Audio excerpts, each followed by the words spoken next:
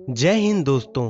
भारत के राज्यों की श्रृंखला में आज हम बात करने वाले हैं एक ऐसे राज्य के बारे में जहां हर 10 कोस पर वहां की बोली और खान पान बदल जाता है। यही वो राज्य है जहां अनेक सूरवीरों ने जन्म लिया।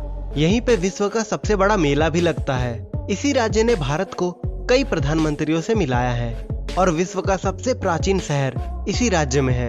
भगवान बुद्ध का भी जन्म इसी राज्य में ही हुआ था। तो दोस्तों, अब तक आप समझ ही गए होंगे हम किस राज्य के बारे में बात कर रहे हैं। जी हाँ दोस्तों, आज हम बात करने वाले हैं उत्तर प्रदेश के बारे में।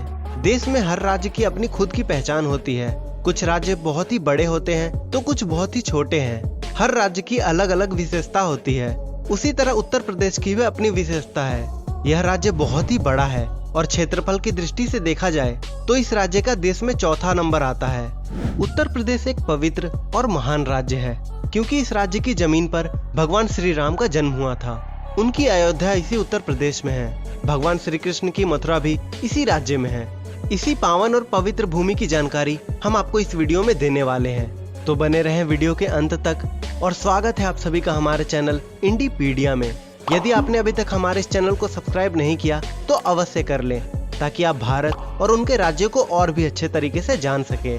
तो बिना किसी देरी किए आइए उत्तर प्रदेश को और भी अच्छे तरीके से जानते हैं। उत्तर प्रदेश एक बहुत ही विशेष राज्य है और इस राज्य को इंद्रधनुष की जमीन भी कहा जाता है। इस राज्य में सांस्कृतिक विविधता दिखाई देती है। भगवान श्री राम, भगवान श्री कृष्ण, गौतम बुद्ध, महावीर, सम्राट अशोक, हर्ष, अकबर बादशाह और महात्मा गांधी जैसे महान नायकों ने इस जमीन पर कार्य किए थे। समृद्ध और बड़े बड़े मैदान, घने जंगल और उपजाऊ मिट्टी इस राज्य की विशेषता है। कई सारे पवित्र तीर्थ स्थल, भव्य त्योहार इस राज्य में मनाए जाते हैं। भारत की राजनीति, शिक्षा, कला एवं संस्कृति, उद्योग और कृषि में इस राज्य का अहम योगदान है। गंगा और यमुना जैसी पवित्र नदियां भी इसी राज्य में बहती हैं। उत्तर प्रदेश के पूर्व में बिहार, दक्षिण में मध्य प्रदेश, पश्चिम में राजस्थान, दिल्ली, हिमाचल प्रदेश और हरियाणा और उत्तर में उत्तरांचल स्थित है। उत्तर प्रदेश की सीमा में नेपाल की भी सीमा लगती है और उत्तर प्रदेश का क्षेत्रफल लगभग 2,36,286 वर्ग किलोमीटर है और क्षेत्रफल की दृष्टि से उत्तर प्रदेश का देश में चौथा स्थान है। इस राज्य की विशेषता यह भी है कि इसका क्षेत्रफल फ्रांस से आधा और पुर्तगाल से 3 गुना बड़ा है, आयरलैंड से 4 गुना और स्विट्जरलैंड से 7 गुना, बेल्जियम से 10 गुना और इंग्लैंड से थोड़ा ही बड़ा है। और दोस्तों, उत्तर प्रदेश का इतिहास के बारे में बात करें तो महान मौर्य सम्राट चंद्रगुप्त, सम्राट अशोक, समुद्रगुप्त और समुद्रगुप्त द्वितीय, इन सभी राजा महाराजाओं ने उत्तर प्रदेश में ही शासन किया था। हर्ष जैसे महान और प्रसिद्ध शासक ने भी इस राज्य के एक समय में शासन किया था। राजा हर्ष अपनी राजधानी कान्यकुब्ज से पूरे उत्तर प्रदेश पर नियंत्रण करने का काम करते थे। उनका राज्य आज के बिहार, मध्य प्रदेश, पंजाब और राजस्थान में भी स्थित था।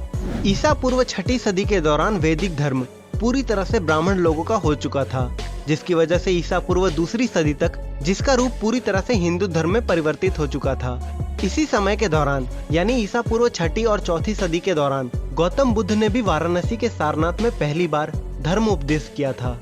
उन्होंने जिस बौद्ध धर्म की स्थापना की थी वो केवल भारत तक ही सीमित नहीं रही, बल्कि चीन और जापान जैसे देशों में भी इस धर्म के लोग बड़ी संख्या में हैं। भगवान बुद्ध ने जिस जगह पर परिनिर्वाण लिया था वह कुशीनगर भी उत्तर प्रदेश में ही स्थित है। यह जगह आज कसिया के नाम से जानी जाती है। शुरुआत में बौद्ध, ब्राह्मण और हिंदू संस्कृति का विकास साथ में ही हो रहा था। ईसा पूर्व 3री सदी में सम्राट अशोक के समय में मूर्ति और वास्तुकला का भी काफी विकास हुआ था। गुप्त वंश यानी 4ठी से 6ठी सदी तक के शासनकाल में हिंदू कला और संस्कृति का काफी विकास हुआ था। लेकिन 647 ईस्वी के करीब हर्ष राजा की मृत्यु होने के बाद में बौद्ध धर्म का पतन होना शुरू हो गया था और उसके साथ ही दूसरी तरफ हिंदू धर्म का विकास बड़ी तीव्रता से होने लगा था। लेकिन 12वीं सदी में जब मोहम्मद घुरी ने उत्तर प्रदेश के गढ़वालों को हराया तो उसके बाद यहाँ पर मुसलमानों का शासन शुरू हो गया था। करीब 600 सालों तक उत्तर प्रदेश में केवल मुस्लिम वंश के लोगों का ही शासन रहा और उत्तर प्रदेश दिल्ली के नजदीक होने के कारण दिल्ली सल्तनत में भी कुछ लोग उत्तर प्रदेश के ही थे। सन 1526 में बाबर ने दिल्ली के सुल्तान इब्राहिम लोदी को हराकर दिल्ली में मुस्लिम वंश के शासन की स्थापना की, जिसके कारण दिल्ली और उत्तर प्रदेश में 200 सालों से अधिक समय तक मुगलों ने शासन किया। जब अकबर बादशाह बन गया था उस समय में मुगल का साम्राज्य काफी बड़ा हो चुका था और अकबर बादशाह ने आगरा के नजदीक में अपनी एक नई राजधानी फतेहपुर सीकरी की स्थापना की थी।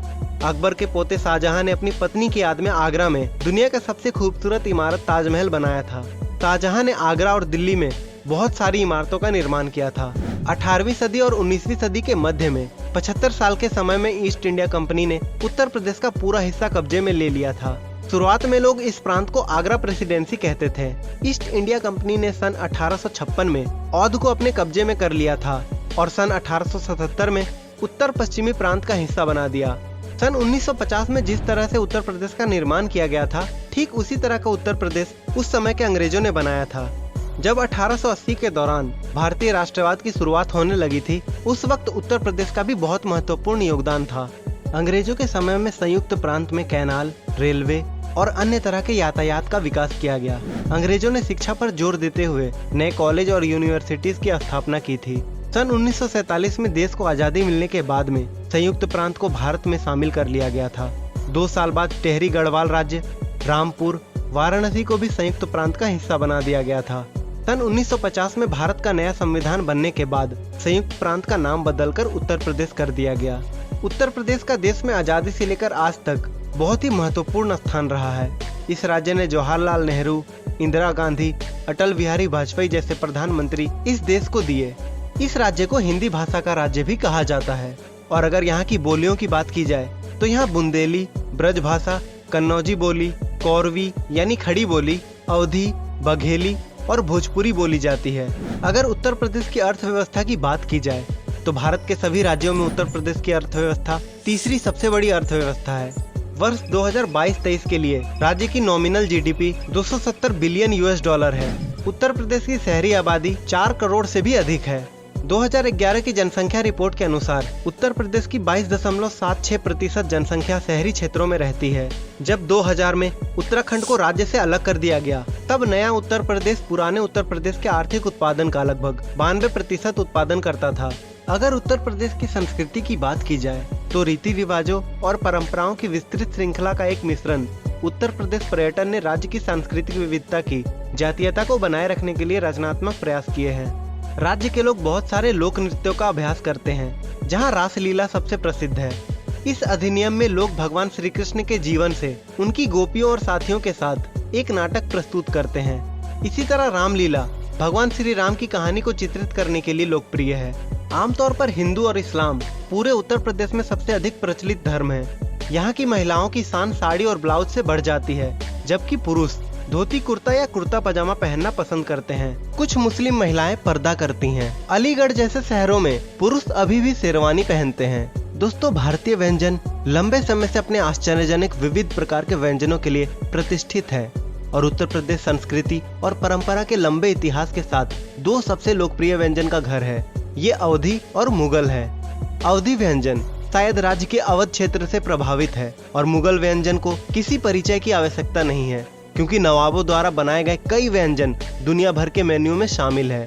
बिरयानी, कोफ्ता, खीर भारत के सभी राज्यों में प्रसिद्ध है और साथ ही विशेष अवसरों के लिए अनुकूलित भी है। और दोस्तों, उत्तर प्रदेश में मेले और त्योहारों की बात की जाए तो उत्तर प्रदेश धर्म, संस्कृति और परंपरा का संगम है और इसलिए त्योहार अतिरिक्त रंग और स्थिति प्राप्त करते हैं। साल भर विभिन्न धार्मिक आयोजनों और आकर्षण के सम्मान में मनाए जाने वाले त्योहारों के अलावा बट्टेश्वर मेला, गंगा महोत्सव और कैलाश मेला जैसे मेले और उत्सव भारी भीड़ को आकर्षित करते हैं। प्रयागराज में महाकुंभ मेला हर 12 साल में मनाया जाता है। अर्ध कुंभ जो हर 6 साल में कुंभ मेलों और माघ कुंभ के बीच पड़ता है, जिसे हर साल मिनी कुंभ के रूप में मनाया जाता है। इस दौरान 1 करोड़ से भी ज्यादा हिंदू तीर्थयात्री आते हैं। दोस्तों, सारनाथ और कुशीनगर जैसे महत्वपूर्ण शहर गोरखपुर और वाराणसी से काफी नजदीक हैं। गौतम बुद्ध को ज्ञान की प्राप्ति होने के बाद पहला प्रवचन उन्होंने सारनाथ में ही दिया था और उन्होंने कुशीनगर में समाधि ली थी। इसलिए बुद्ध धर्म के लोगों के लिए दोनों शहर काफी महत्वपूर्ण हैं।